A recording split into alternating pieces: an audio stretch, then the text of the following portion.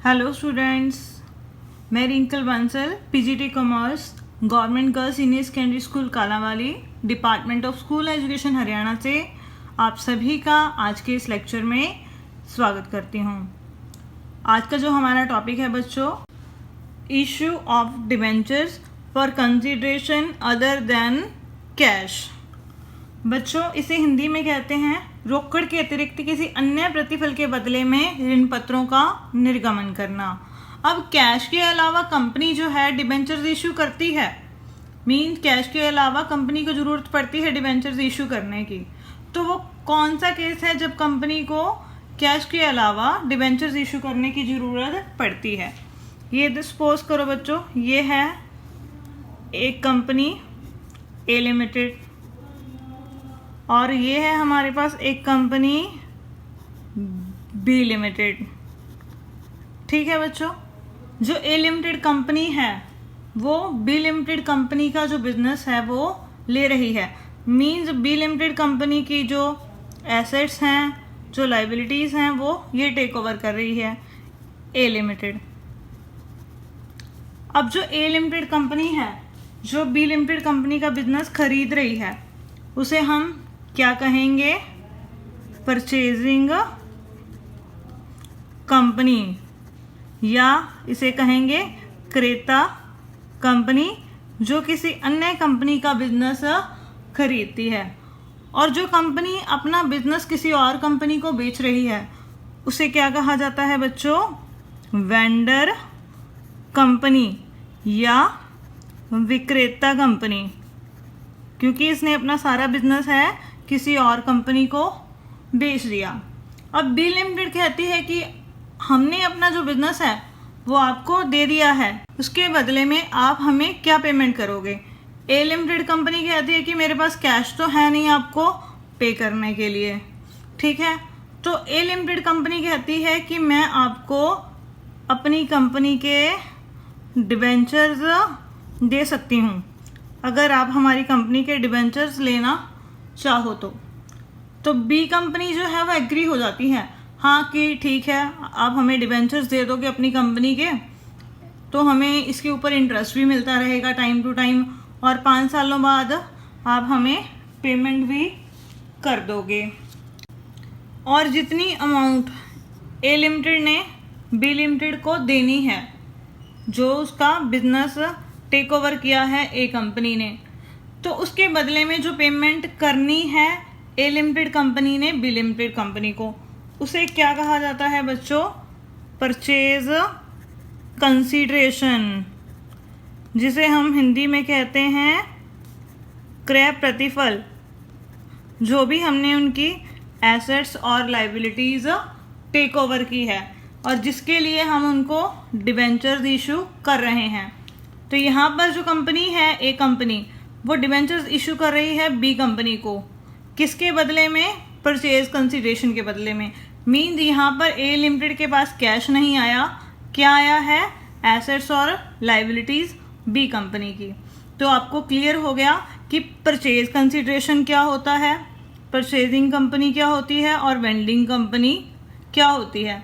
तो बच्चों, अब हम जर्नल एंट्री सीखेंगे कि जो परचेजिंग कंपनी है वो किसी और कंपनी का जब बिजनेस परचेज करती है तो क्या जर्नल एंट्रीज रिकॉर्ड की जाती हैं, और जो डिबेंचर्स कंपनी इशू करती है वेंडर कंपनी को, तो उसकी क्या जर्नल एंट्रीज पास की जाती हैं। फर्स्ट एंट्री है हमारे पास assets purchase by the purchasing company. अगर परचेजिंग कंपनी ने वेंडर कंपनी से एसेट्स खरीदी हैं तो परचेजिंग कंपनी क्या जर्नल एंट्री पास करेगी अपनी बुक्स में? उसके पास एसेट्स आ गई, एसेट्स अकाउंट क्या कर देगी? वो डेबिट, और उसने वेंडर कंपनी को अभी पैसे देने हैं, तो वेंडर कंपनी हमारी क्या बन गई? Creditor to vendor account. यहाँ पर कौन सा रूल अप्लाई हो गया? Debit what comes in and credit the giver. Suppose बच्चों, अगर परचेजिंग कंपनी ने अकेली एसेट्स के बजाय उनकी लाइबिलिटीज़ भी साथ में टेक ओवर की होती तो क्या जर्नल एंट्री पास करती? एसेट्स तो आई ही हैं, साथ में लाइबिलिटीज़ भी आई हैं, तो यहाँ पर फिर हमारे पास क्या होगा? क्रेडिटर्स या जो भी हमारे पास लाइबिलिटी होगी वो क्या हो जाएगी, हमारे पास यहाँ पर क्रेडिट हो जाएगी। और एसेट्स में से लाइबिलिटीज़ माइनस करने के बाद जो पेमेंट होगी वो वेंडर कंपनी के नेम से क्या हो जाएगी, क्रेडिट हो जाएगी। सेकंड है, अब परचेजिंग कंपनी ने डिवेंचर्स इशू किए हैं किसको, वेंडर कंपनी को। कैसे, इशू एट पार, मीन्स 100 रुपये का डिवेंचर उसने 100 रुपये में ही उसको दे दिया। तो यहाँ पर क्या होगा, वेंडर को हम अब पेमेंट कर रहे हैं किस फॉर्म में, डिवेंचर्स की फॉर्म में। तो वेंडर अकाउंट क्या हो गया, यहाँ पर डेबिट हो गया और हमने डिवेंचर्स इशू कर दिए हैं एट पार पर टू डिवेंचर्स अकाउंट। ठीक है बच्चों, तो ये जर्नल एंट्री होगी जब हमने एट पार पर डिवेंचर्स इशू किए हैं। थर्ड है, issue of debentures to the vendor company at premium. यहाँ पर हम डिवेंचर सिक्योरिटी प्रीमियम पर इशू कर रहे हैं, तो जर्नल एंट्री क्या होगी, vendor account debit to debentures account, debentures हमने इशू कर दिए और डिवेंचर्स के साथ साथ क्या मिल रहा है कंपनी को, प्रीमियम। तो फिर सिक्योरिटी प्रीमियम भी क्या होगा, यहाँ पर क्रेडिट हो जाएगा टू सिक्योरिटीज प्रीमियम अकाउंट। ठीक है बच्चों, प्रीमियम पर डिवेंचर्स इशू कर दिए। मेन यहाँ पर हमें क्या चीज़ ध्यान में रखनी है, जब हमने डिवेंचर्स इशू किए हैं तो हमें ये देखना पड़ेगा कि हमने कितने डिवेंचर्स इशू किए हैं, वो हमें निकालना पड़ेगा। तो वो कैसे निकलेगा, number of debentures issue by company. जब कंपनी प्रीमियम पर डिवेंचर्स इशू कर रही है तो कंपनी ने कितने डिवेंचर्स इशू किए हैं वो हमने निकालना है। तो वो हम कैसे निकालेंगे, वेंडर कंपनी को हमने जितनी पेमेंट अभी करनी है तो उस अमाउंट को हम क्या करेंगे, डेबिट कर देंगे, अमाउंट टू बी पेड, और उसे हम डिवाइड कर देंगे इशू प्राइस ऑफ 1 डिवेंचर से।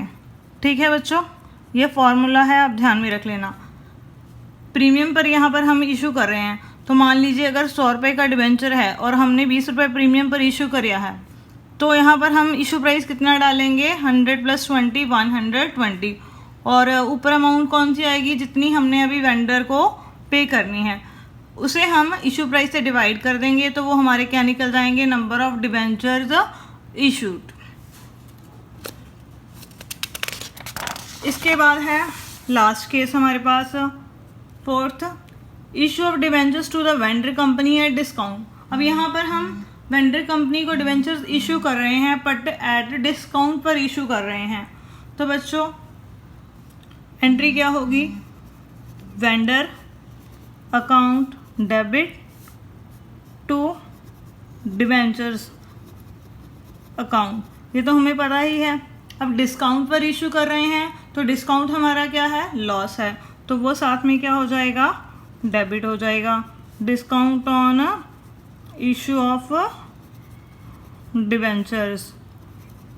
ठीक है बच्चों, तो हमने यहाँ पर कितने डिवेंचर्स इशू किए हैं, अगर कंपनी डिस्काउंट पर डिवेंचर्स इशू कर रही है तो वो हम कैसे निकालेंगे, number of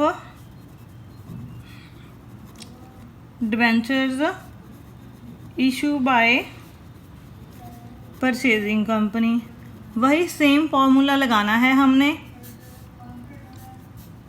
amount to be paid, जितनी अमाउंट हमने अभी उनको पे करनी है वेंडर कंपनी को, उसको हम किससे डिवाइड कर देंगे, इशू प्राइस ऑफ 1 डिवेंचर से। सपोज करिए अगर डिवेंचर 100 रुपये का है और कंपनी 10 रुपये उनको डिस्काउंट दे रही है, तो डिवेंचर का इशू प्राइस कितना होगा, 90। मीन्स अगर हमने डिस्काउंट पर इशू किए हैं तो वो डिस्काउंट माइनस करने के बाद जितने का हम एक डिवेंचर उनको लगा रहे हैं और जितनी अमाउंट हमने उनको पे करनी है उसे हम इशू प्राइस से डिवाइड कर देंगे। तो वो हमारे पास क्या आ जाएगा, नंबर ऑफ डिवेंचर्स इशूड। उसी के बेस पर हमारी ये डिस्काउंट की अमाउंट और डिवेंचर्स की टोटल अमाउंट निकलेगी। तो ये हमने कंसेप्ट सीख लिया तो अब हम एग्जाम्पल्स करेंगे इन सभी कंसेप्ट्स के अलग अलग। तो आइए अब हम इसके एग्जाम्पल्स स्टार्ट करते हैं। देखो बच्चों, अब हम फर्स्ट एग्जाम्पल स्टार्ट करते हैं इस टॉपिक का। एग्जाम्पल नंबर 9 है हमारे पास। एक company purchase assets of book value. एक कंपनी ने एसेट्स खरीदी हैं, उनकी जो बुक वैल्यू है एसेट्स की वो 99,000 रुपीज़ है, और वो जो एसेट्स हैं उन्होंने किसी दूसरी कंपनी से खरीदी हैं। It was agree that the purchase consideration is to be paid by. वो किस बात पर सहमत हो गए हैं कि जो परचेज कंसिडरेशन है वो पे किया जाएगा। Issuing 11% debentures of ₹100 each. 100 रुपये का जो है बच्चों वो डिवेंचर हमने इशू करना है उनको, जो हमने उनसे एसेट्स खरीदी हैं, और जो डिवेंचर्स की रेट होगी बच्चों वो 11% होगी। और हमने ये क्या मानकर चलना है, अगर हमने डिवेंचर्स एट पार इशू किए हैं, मीन्स 100 रुपये का डिवेंचर था तो हमने उनको 100 रुपये में ही दे दिया। Second, at a discount of 10%। अगर हमने जो डिवेंचर इशू किए हैं बच्चों वो 10% डिस्काउंट पर इशू किए हैं, मीन्स 100 रुपीज़ का जो डिवेंचर है वो 10% कटौती पर इशू किया गया है, मीन वो 90 रुपये में हमने उनको दिया है। थर्ड केस है एट ए प्रीमियम ऑफ 10%। अब यहाँ पर हमने प्रीमियम पर डिवेंचर इशू किया है, मीन्स 100 रुपीज़ का डिवेंचर है, उसकी फेस वैल्यू 100 है, तो 10% डिस्काउंट बच्चों कितना हो गया 10 रुपये। तो मीन्स 100 का डिवेंचर हमने अगर 110 रुपये में इशू किया है तो हमने जर्नल एंट्रीज पास करनी है परचेजिंग कंपनी की बुक्स में, मीन्स जो कंपनी एसेट्स खरीद रही है उसकी बुक्स में हमने जर्नल एंट्रीज पास करनी है। तो आइए अब हम इसे सॉल्व करते हैं। अभी 9 क्वेश्चन हमने रीड आउट की, उसमें हमारे पास क्या दिया हुआ है कि एक कंपनी ने दूसरी कंपनी की एसेट्स खरीदी हैं और हमने खरीदने वाली कंपनी की बुक्स में जर्नल एंट्री पास करनी है। तो हमारे पास एसेट्स आ गई, तो एसेट्स क्या हो जाएंगी बच्चों, डेबिट हो जाएंगी। Debit what comes in 99,000 rupees की, और जिससे हमने एसेट्स खरीदी हैं उसको हमने अभी पेमेंट करनी है। वेंडर अकाउंट फिर क्या हो जाएगा, क्रेडिट हो जाएगा, क्रेडिट द गिवर 99,000 रुपीज़ से। अब इसके बाद हमारे पास इसमें 3 केसेस दिए गए हैं कि अगर हमने जिनसे एसेट्स खरीदी हैं उनको हमने डिबेंचर्स दिए हैं, डिबेंचर्स इशू कर दिए पेमेंट के बदले में। फर्स्ट केस है हमारे पास, जब जो डिबेंचर्स हैं हमारे पास वो हमने एट पार पर इशू किए हैं, और इशूड एट पार, मीन्स अगर 100 रुपीज़ का वो जो डिबेंचर था वो हमने 100 में ही उनको दे दिया। तो बच्चों अब एंट्री क्या होगी, वेंडर अकाउंट यहाँ पर क्रेडिट है, उसको हमने डिबेंचर्स दे दिए, तो वेंडर अकाउंट क्या हो जाएगा बच्चों, डेबिट हो जाएगा, debit the receiver. Debenture receive करने वाला कौन है, वेंडर, तो उसका अकाउंट डेबिट हो गया। टू 11% डिबेंचर्स, ये क्या हो गया, क्रेडिट हो गया जब हमने इसको इश्यू कर दिया। क्रेडिट व्हाट गोज आउट, कितने के 99,000 रुपीज़ के। कितने डिबेंचर्स हमने यहाँ पर इशू किए होंगे अगर हमने वो अमाउंट निकालनी हो, 99,000 डिबेंचर्स है और 100 का एक डिबेंचर था वो हमने 100 में ही लगाया है। तो इस केस में हमने कितने डिबेंचर्स इशू किए हैं, 990 डिबेंचर्स हमने इशू किए हैं। सेकंड केस में बच्चों जो डिबेंचर्स हैं अगर वो डिस्काउंट पर इशू किए हैं, when debentures are issue at a discount, ठीक है बच्चों, तो वेंडर अकाउंट तो डेबिट होगा ही होगा, हमने उसको पेमेंट करनी है 99,000 की। सबसे पहले हम निकालें कि हमने कितने डिबेंचर्स इशू किए हैं, तो वो अमाउंट कैसे निकलती होती है, जितनी हमने पेमेंट करनी हो उसे एक डिबेंचर के इशू प्राइस से हम क्या करेंगे बच्चों, डिवाइड कर देंगे। अब एक डिबेंचर का जो बच्चों इशू प्राइस है वो कितना आएगा, अगर हम डिस्काउंट पर इशू कर रहे हैं, 100 का डिबेंचर है बच्चों, 10 रुपीज़ हमने डिस्काउंट अलाउ कर दिया, तो वो डिबेंचर कितने का रह गया, 90 रुपीज़ का। तो 90 से डिवाइड किया 99,000 को, तो ये नंबर ऑफ डिवेंचर्स आ गए हमारे पास बच्चों 1100। तो यहाँ पर हमने कितने डिवेंचर्स इशू किए हैं वेंडर को 1100। तो यहाँ पर डिवेंचर्स अकाउंट क्या हो जाएगा, क्रेडिट हो जाएगा 1100 इंटू 100। तो ये आ गए बच्चों 1,10,000 रुपीज़ के।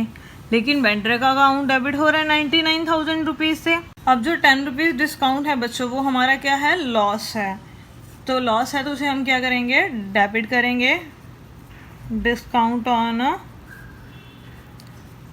Issue of debentures. इसकी अमाउंट कितनी आएगी, एक डिवेंचर के ऊपर 10 रुपीज़ डिस्काउंट है और हमने 1100 डिवेंचर्स बच्चों इशू किए हैं। तो टोटल डिस्काउंट की अमाउंट आ जाएगी 1100 इंटू 10 मीन्स 11,000। ठीक है बच्चों, यहाँ पर हमने वेंडर को डिस्काउंट पर डिवेंचर्स इशू किए हैं। उसके बाद है हमारे पास थर्ड केस, जब हमने डिवेंचर्स इशू किए हैं वेंडर को प्रीमियम पर इशू किए हैं। अब यहाँ पर प्रीमियम पर हमने इशू करे हैं तो वेंडर का अकाउंट तो डेबिट होगा 99 से, वेंडर अकाउंट डेबिट 99,000 से, क्योंकि हमने उसको 99,000 की पेमेंट करनी है। लेकिन अब यहाँ पर हमें ये देखना पड़ेगा कि हमने उसको कितने डिवेंचर्स इशू किए हैं। 99,000 की हमने पेमेंट करनी है वेंडर को, उसको हम किससे डिवाइड करेंगे, एक डिवेंचर्स के इशू प्राइस से। अब देखो बच्चों 100 रुपीज़ का डिवेंचर था, हमने उसको 10% प्रीमियम पर वो इशू किया है, मीन्स एक डिवेंचर को उसको हमने लगाया है 110 रुपीज़ का। अब हमने उसके 99,000 रुपीज़ देने थे और एक डिवेंचर हम उसको 110 रुपये में दे रहे हैं, तो मीन्स हमने उनको कितने डिवेंचर्स इशू किए, 900 डिवेंचर्स। तो यहाँ पर 11% डिवेंचर्स अकाउंट में कितनी अमाउंट ट्रांसफ़र होगी, 900 डिवेंचर्स हैं और एक डिवेंचर 100 रुपीज़ का है, तो ये आ गया 90,000 रुपीज़ का। और जो हमने प्रीमियम लिया है उनसे 10 रुपीज़ का, वो अमाउंट कहाँ जाएगी, सिक्योरिटी प्रीमियम अकाउंट में। 900 डिवेंचर्स हैं, एक डिवेंचर का जो सिक्योरिटी प्रीमियम है बच्चों वो 10 रुपये है, तो टोटल सिक्योरिटी प्रीमियम अमाउंट कितनी आ गई है हमारे पास, 9,000 रुपीज़। मीन्स वेंडर को हमने 99,000 रुपीज़ देने थे, उसके बदले में सिर्फ उसको हमने 90,000 के डिवेंचर्स ही इशू किए हैं। तो इसी के साथ ये क्वेश्चन हमारा कंप्लीट हो गया। नेक्स्ट क्वेश्चन है बच्चों हमारे पास इसी टॉपिक का, एग्जाम्पल नंबर 10। आर लिमिटेड ने एसेट्स खरीदी हैं 5,60,000 रुपये की और साथ में क्रेडिटर्स भी लिए हैं 80,000 रुपये के। किससे लिए हैं, एस लिमिटेड से। और जो आर लिमिटेड है उसने जो एस लिमिटेड से एसेट्स खरीदी हैं 5,60,000 रुपये की और जो उसके 80,000 क्रेडिटर्स लिए हैं, तो उनका जो परचेज कंसीडरेशन बनेगा, जो उनकी एसेट्स हमने खरीदी हैं उनको भुगतान किस प्रकार से किया जाएगा। आर लिमिटेड क्या करेगी, 8% डिवेंचर्स इशू कर देगी और एक जो डिवेंचर होगा बच्चों वो 20 रुपये का होगा और वो 20% प्रीमियम पर इशू कर रहे हैं as purchase consideration of S limited. जो हमने एस लिमिटेड को भुगतान करना है, जो उनकी हमने संपत्तियां खरीदी हैं उसके बदले में हम उनको डिवेंचर्स इशू कर रहे हैं। एक डिवेंचर 20 रुपये का है और 20% प्रीमियम पे इशू कर रहे हैं, मीन्स 20 रुपये का अगर हम 20% करेंगे तो कितना आ जाएगा, 4 रुपीज़ आ जाएगा। मीन्स 20 का डिवेंचर हम उनको 24 रुपये में इशू करेंगे। Calculate the amount of purchase consideration.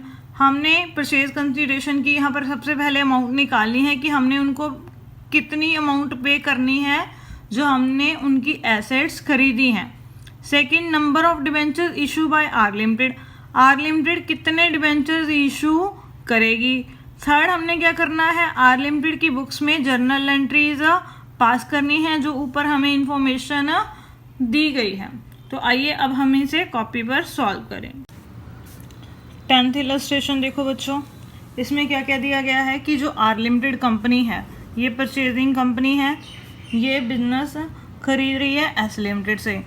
उसने एसेट्स भी खरीदी हैं और उनकी लाइबिलिटीज़ भी टेक ओवर की हैं उनके क्रेडिटर्स।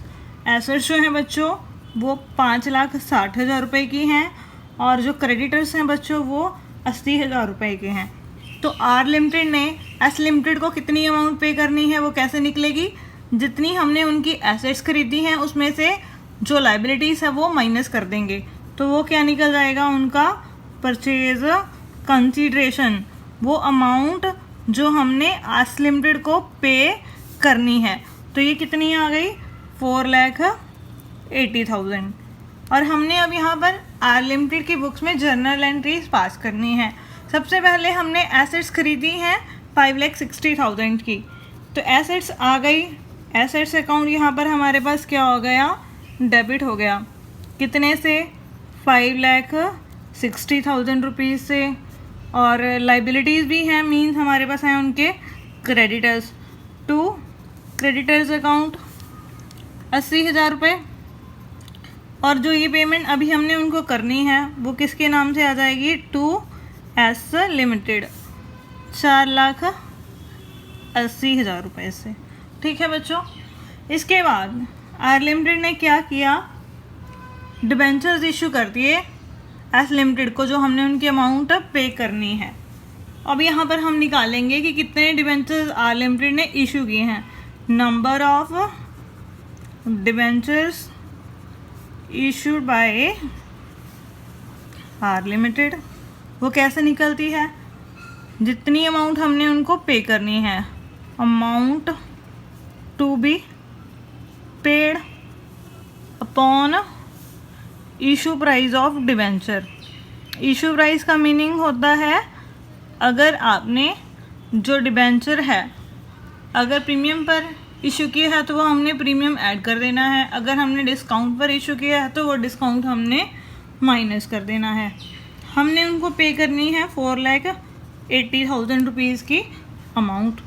एक जो डिबेंचर बच्चों क्वेश्चन में दिया गया है वो 20 रुपये का है और वो डिबेंचर हमने आर लिमिटेड ने 20% प्रीमियम पर इशू किया है, मीन्स 20 रुपये का हम 20% करेंगे तो वो कितना आ जाएगा?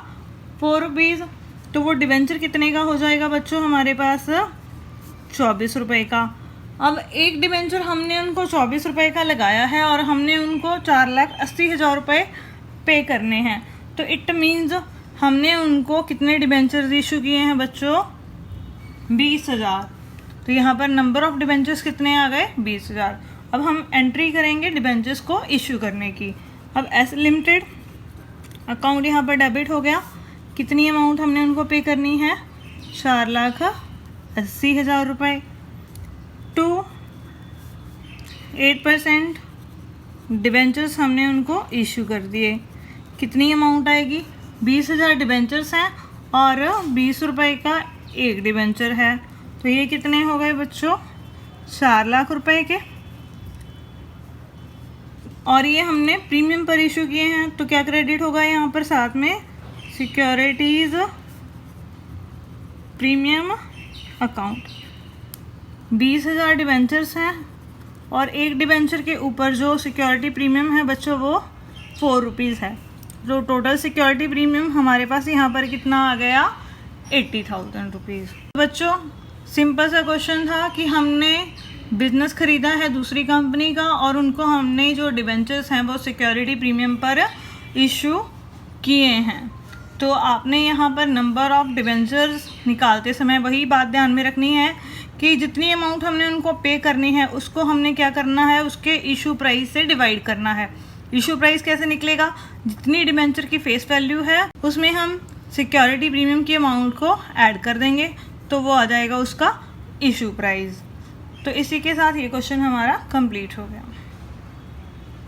अब हम स्टार्ट करते हैं illustration number 14। A company purchase an establishment business for ₹4 lakh. एक कंपनी ने चला चलाया बिजनेस परचेज किया है, उसकी वैल्यू है 4 लाख रुपए। Payable ₹1,30,000 in cash.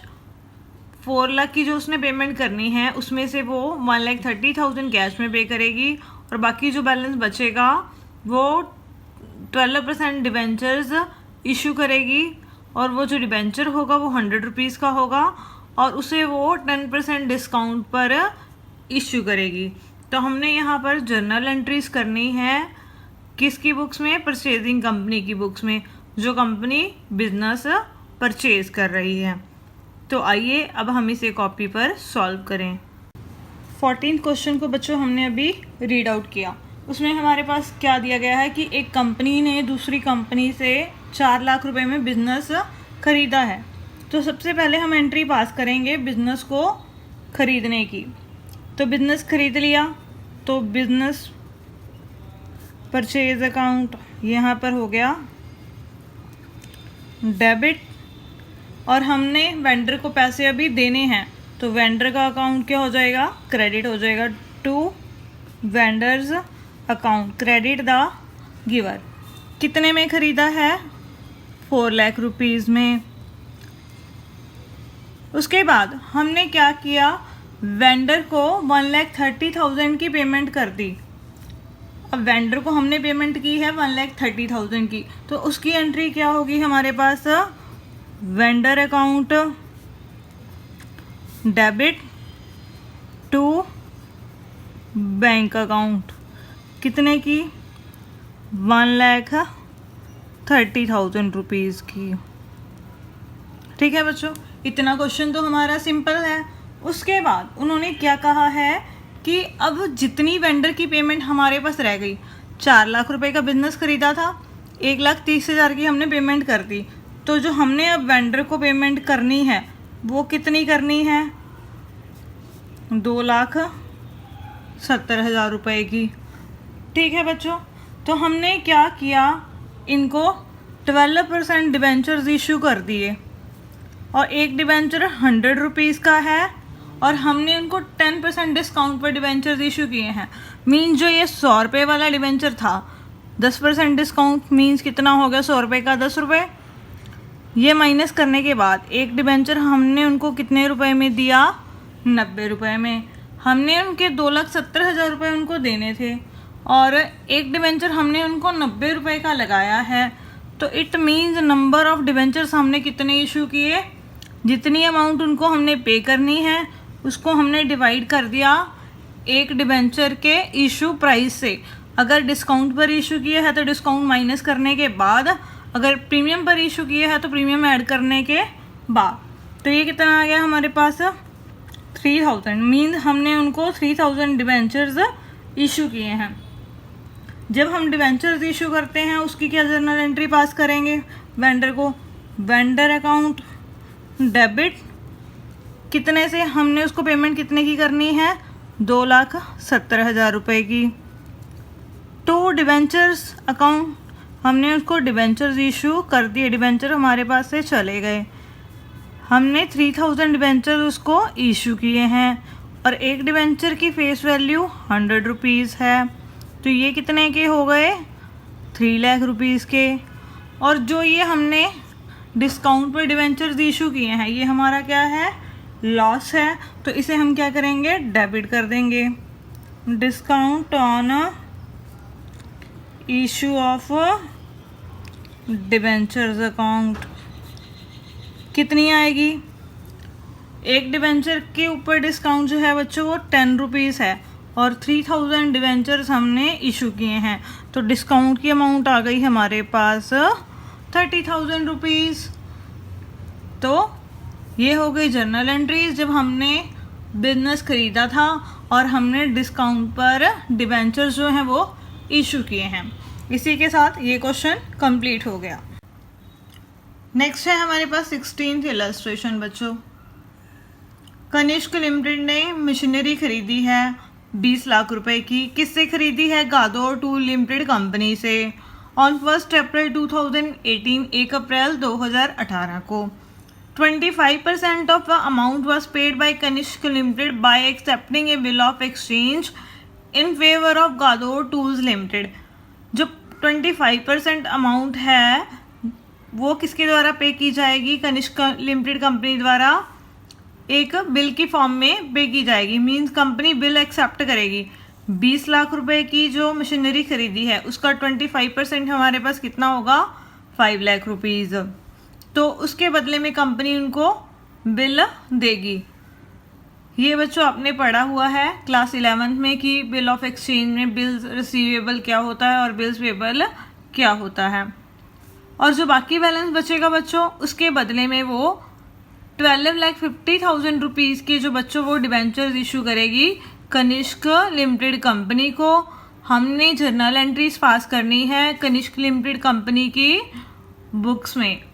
तो बच्चों बड़ा सिंपल सा क्वेश्चन है, हमने कंसेप्ट भी कर लिया है और काफ़ी एग्जांपल्स भी कर लिए हैं, तो ये आपको क्वेश्चन से ही समझ में आ गया होगा। बाकी हम इसे कॉपी पर सॉल्व करते हैं। अभी हमने 16th एग्जाम्पल को रीड आउट किया बच्चों। उसमें हमने क्या पढ़ा कि हमने मशीनरी परचेज की है गादौर टूल्स लिमिटेड से।